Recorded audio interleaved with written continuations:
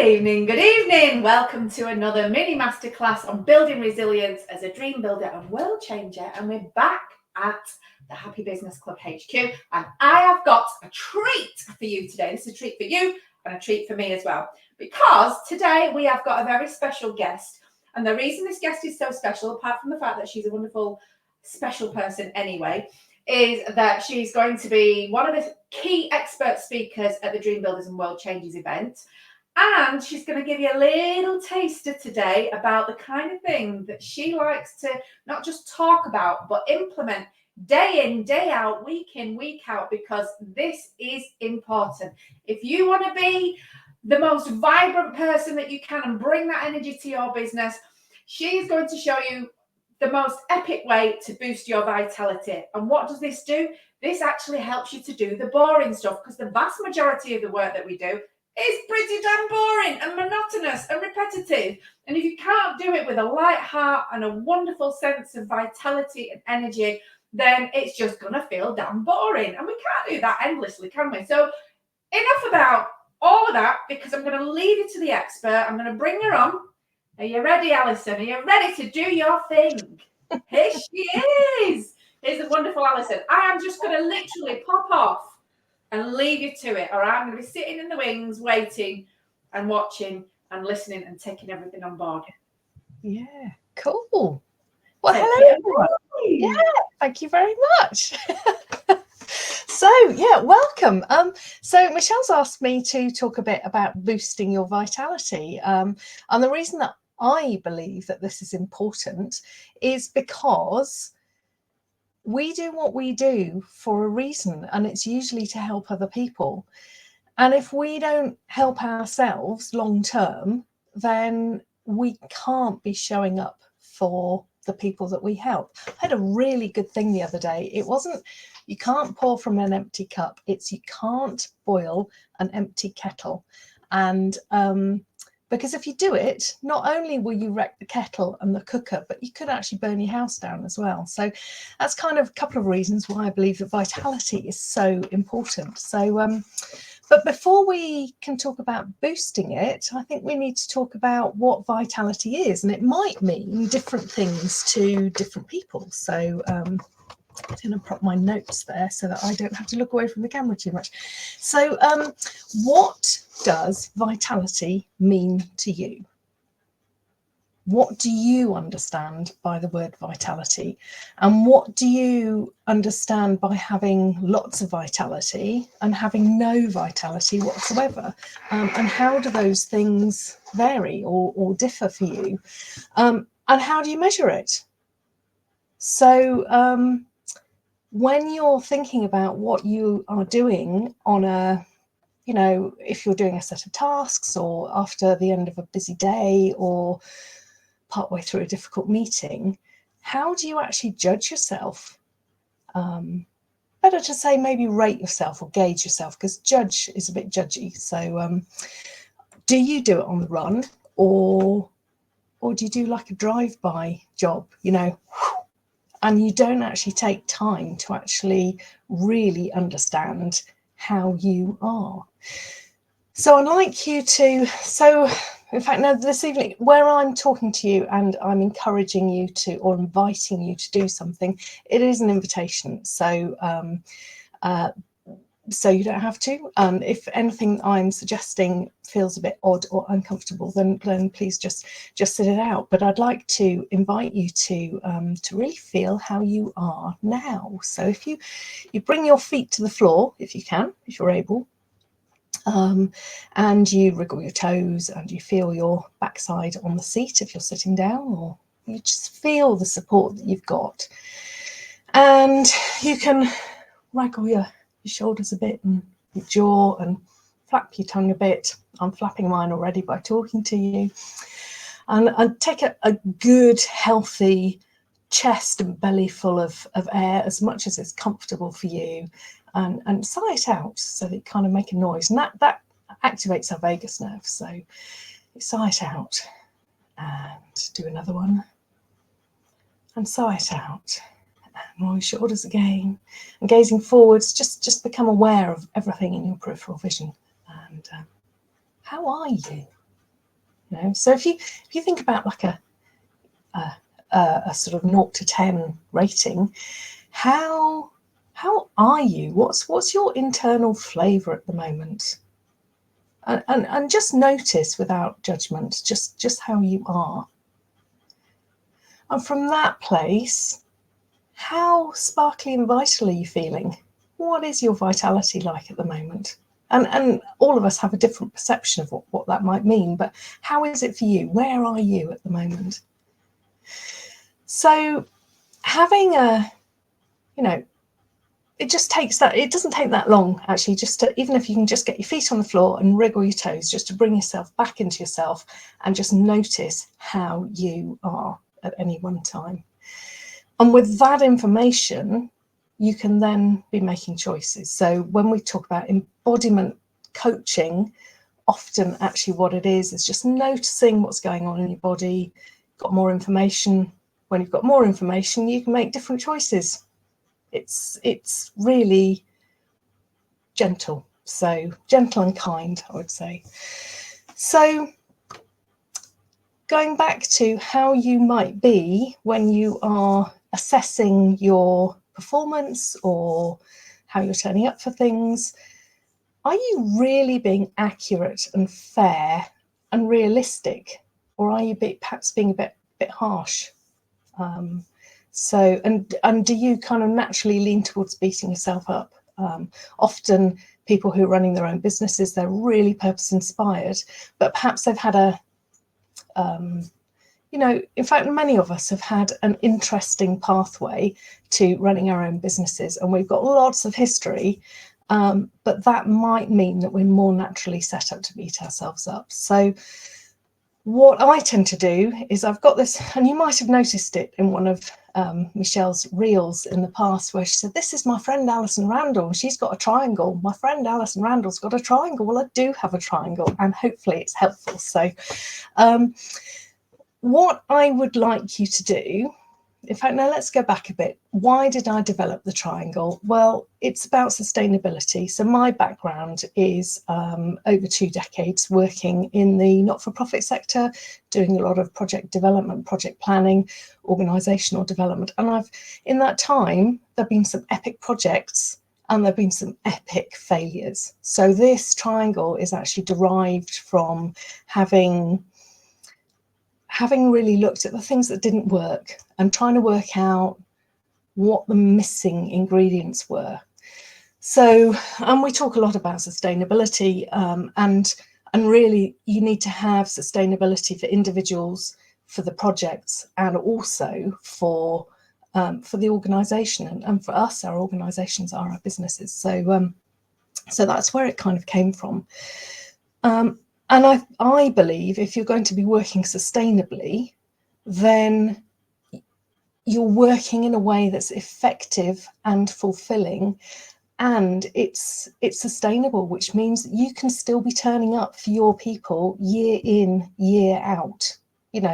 This is, I hope what you're doing is a long-term thing, because the people that you show up for, they need you. So you need to be working sustainably. So, and sustainable working, I believe, needs vitality. So I've got the vitality triangle. So I'd like you to, if you've got a pen and paper or a finger and a table, I would like you to draw an upside down equilateral triangle that's balanced on the pointy bit. And the pointing down triangle corner is purpose, and the top left corner is capacity, and the top right corner is connection. So that is a triangle deliberately balanced on the point of purpose, because the reason that we do what we do, there has to be a purpose for it. So when we're looking at tasks and things to do, why are we doing that thing? What's the purpose for it? Do we have the capacity for it? Should we be saying yes, no, not now? And what are our connections. So that's our network, but it's also how we celebrate when we've done things. So purpose, capacity, and connection. So you should have a triangle, something like that. So, and I keep this on my desk because when I'm talking to people, I often just pick it up and wave it at them and they go, oh yeah, I remember what she's banging on about now. So,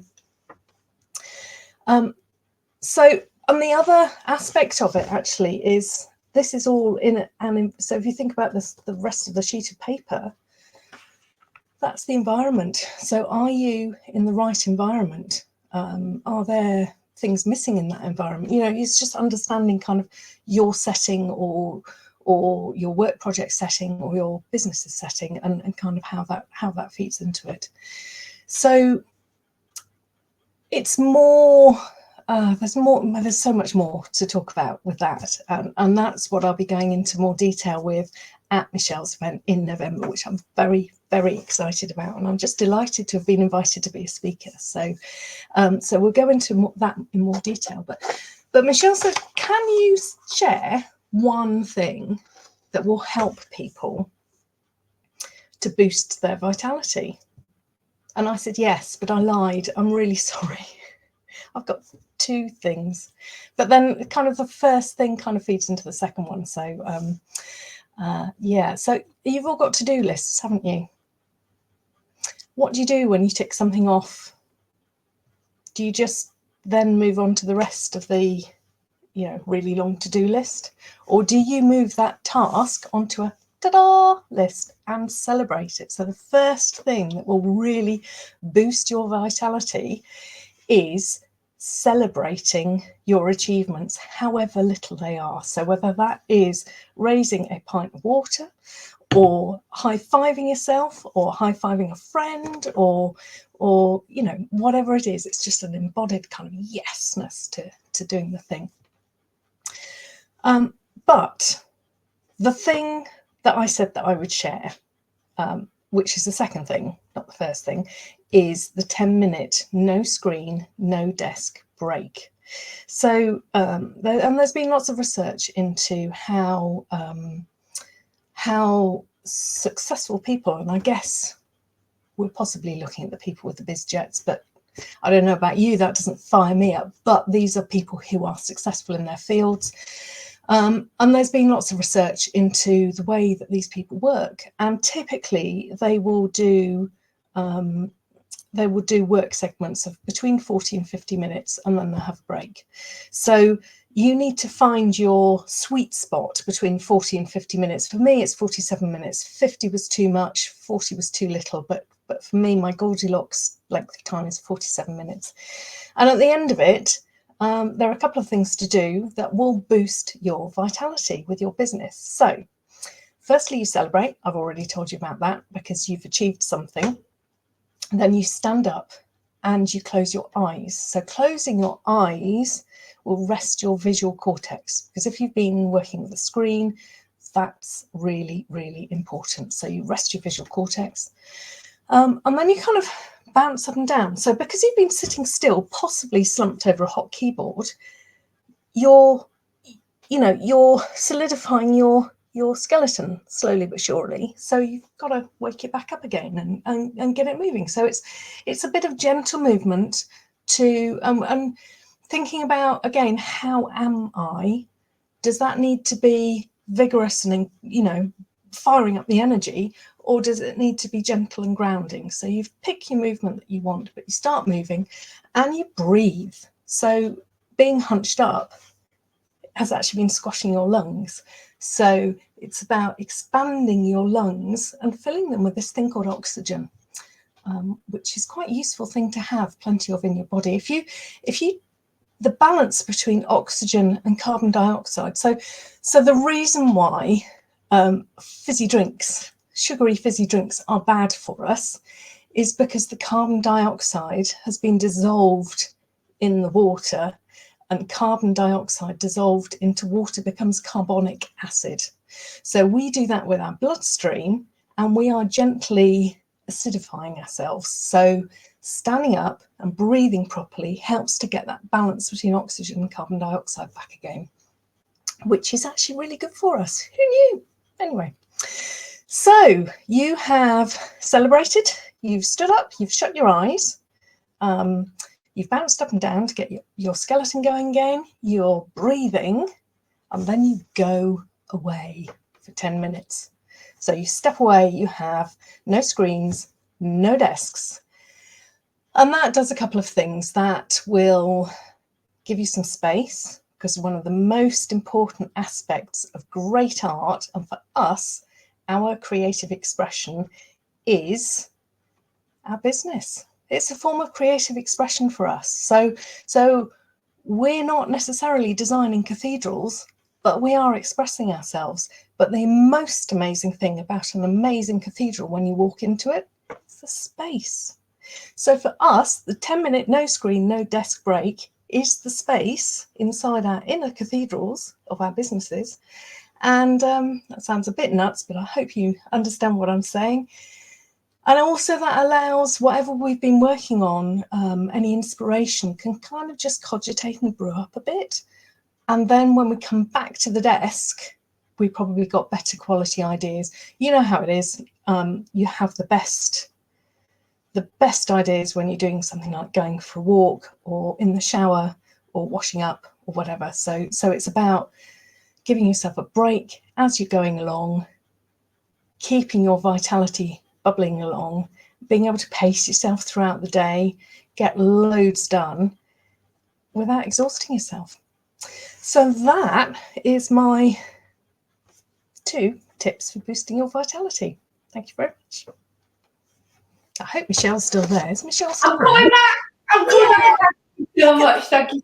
And that is why I flipping love you, because me and you do this every single week and it absolutely flipping works. It's just such a tiny little thing, but it makes everything so much easier. It makes doing the work in the first place easier. It makes getting your brain going a lot easier. It makes you feel like it's worth doing, because sometimes when you're kind of bunched up, it feels like it's just not worth doing. Like, you start sighing and you start putting your head in your hands and you start getting all procrastinating and needing some biscuits. What was that quote that who was it? It wasn't you, it was someone else said during one of our co-working sessions. They said, "I'm so glad you're here." Because I would have been on the sofa watching Homes Under the Hammer otherwise. That might have been me. I don't think it was. I think it was some. No. Not that any of us can actually identify with that at all. Do you know what though? I mean, it's talking about Homes Under the Hammer in particular. It is a program that I do enjoy. Well, I don't watch it so much now, but in the past, I've been running business and working from home for the last 12 years. And in the past, sometimes the hardest thing was to motivate myself to actually start the work in the first place.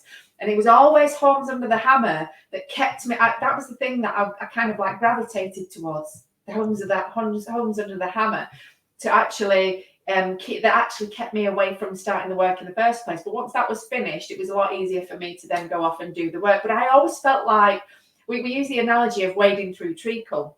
Yeah.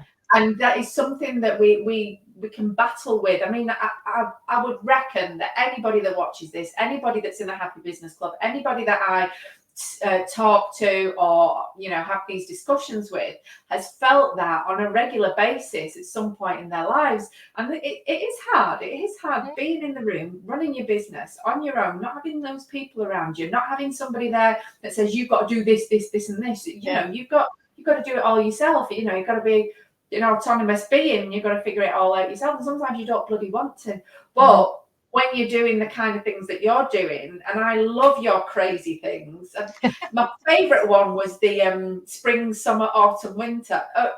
Listen, if you want to find out about all this spring, summer, autumn, winter stuff, I ended up dancing in my office off the back of this. So if you want to find out about that, you've got to come to Dream Builders and World Changers. I'll see if Alison can work it into her talk and her workshop, because that is absolutely epic. It is something that's going to stick in my mind for the rest of all time. It really is. Yeah. So but actually I was at a networking thing earlier on, and and we were, this kind of neither employer nor employee be, and we were talking about, so someone had taken on a contract and been an employee for like the last 12 months, and she just stopped doing that. And she said, oh, I had forgotten about the fridge politics in an office. And I think that's one of the motivations that keeps us going as well. What do we come away from, and what running our own businesses, what does this allow us to do and be? And it's great. So you are a superstar. Alison will be bringing her triangle with her to the Dream Builders and World Changers event. She's going to get you up and moving. She's going to get your energy flowing. She's going to show you how to do some epic things with very little effort involved. All the things that I've learned along the way, and she keeps reminding me of it. Sometimes I turn up with a bit of a like I said, she can feel my energy. She's that good, she can feel my energy. So you're going to be coming, Alison. I'm going to be going. We're going to have the bestest time. We've got people starting to buy their tickets now that are getting all excited. We're getting a bit of a buzz about it. I've been on a planning session and it's all coming together. It's going to be one epic event, and I cannot wait. I cannot wait to see you and give you a hug, because it's been far too long. And hopefully we can get some people actually doing the things that you've been talking about today and starting to feel the benefits of doing those simple things, and bringing that back to their business and making a real difference to the way that they work, not just the things that they do. Yeah, definitely. All right then. Thank you so much, lovely. Big kisses. Take care. Big kisses. And that's it for Dream Builders and World Changers Resilience Building Mini Masterclasses. We have got plenty of them on YouTube. Just go back into the Happy Business Club YouTube channel. They're in there. They've got the little blue thumbnails on there. There's quite a few different things. We've got all sorts about heroes, about energy, about what a resilient business is. We've got things about money. We've got all sorts. So there's something there for everybody. It's usually about 20 minutes long. There's going to be some really key, valid points there that you can take on board. And what I want you to start doing is implementing those practices into your business so that you can actually bring yourself back and show the world who the flipping heck you actually are, because it matters. See you again.